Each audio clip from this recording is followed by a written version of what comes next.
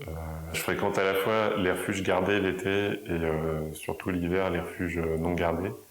Et ça donne une ambiance assez différente dans l'approche, puisque donc l'hiver on est obligé de monter soi-même la nourriture.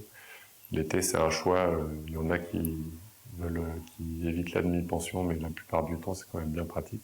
Et donc voilà, il y a un côté soit plus dans le partage, soit plus dans l'intimité, suivant ce qu'on fait. Il y a des refuges très orientés alpinisme, où du coup ça crée une ambiance particulière.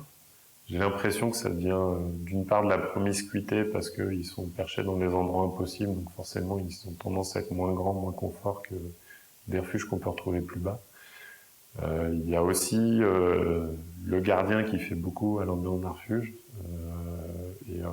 Et en général, les refuges les plus emblématiques, il y a des gardiens emblématiques aussi d'ailleurs.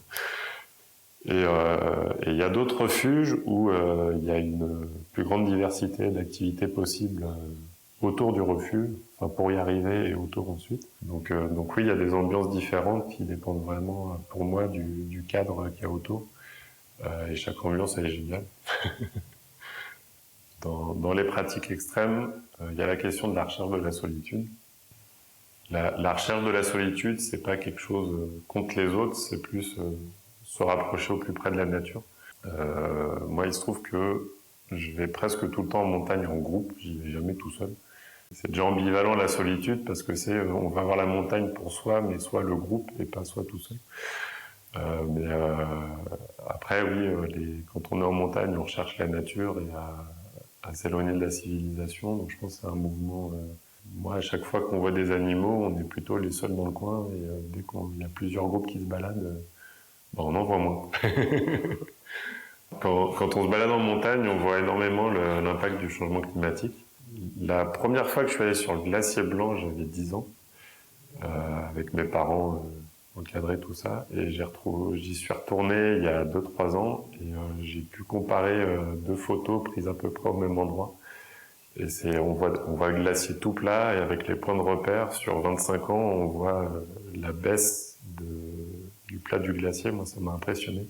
Et même sans chercher à aller voir les glaciers, juste à regarder l'hiver actuel, c'est n'importe quoi. Enfin, la neige tient pas sur toutes les faces sud, dans toutes les Alpes, il y a pas de neige. Elle repart à chaque fois qu'elle arrive. La raison est déjà expliquée, c'est que l'automne a été tellement chaud que le sol est pas gelé, et donc quand la neige tombe, ce qu'ils font, ça fait tapis roulant et ça repart. Il y a un côté assez schizophrène, parce qu'on constate, c'est alarmant, on aimerait bien le limiter.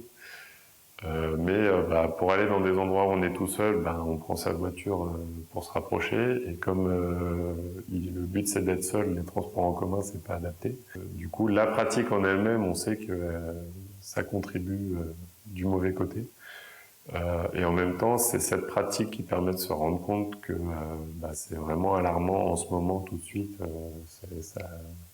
Ça a lieu à pleine échelle. Je fréquente beaucoup les refuges pour ma pratique d'alpinisme ou de surf de randonnée. Mais si je devais garder qu'un souvenir en refuge, c'est quand j'ai emmené mes filles juste pour passer la nuit en refuge. Parce que c'était... Bon, pour le coup, on était un groupe de 30, il y avait une quinzaine d'enfants, et c'était vraiment la fête pour eux. C'était une découverte géniale, et c'est vrai que cette satisfaction-là, ça n'a rien à voir avec ce qu'on peut faire pour soi.